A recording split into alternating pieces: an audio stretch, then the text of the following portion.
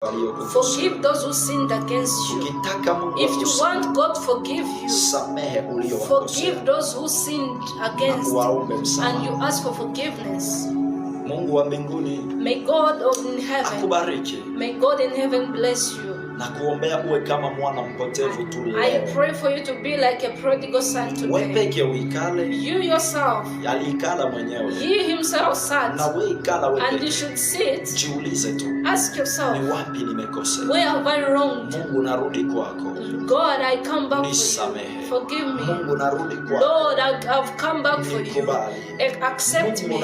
Lord, I'm here for you. Bless me. Lord, I've come back for you. Raise me. I've come back for you, Lord. Give me the new heart. Hallelujah. Amen. Just close your eyes and tell Jesus, help me. I've sinned against you and before people. I've wronged so many people. So many people